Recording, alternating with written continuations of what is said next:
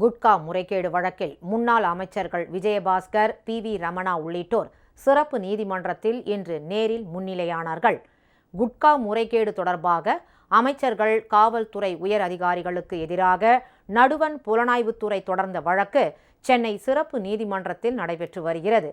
இந்த வழக்கு 10வது குற்றவியல் நடுவர் மன்ற நீதிபதி சஞ்சய் பாபு முன்பு இன்று விசாரணைக்கு வந்தது. அப்போது முன்னாள் அமைச்சர்கள் விஜயபாஸ்கர், பி.வி. ரமணா உள்ளிட்டோர் நேரில் முன்னிலையாகினர். பின்னர் செய்தியாளர்களிடம் பேசிய விஜயபாஸ்கர், இது அரசியல் காழ்ப்புணர்ச்சியால் புனையப்பட்ட வழக்கு என்றார்.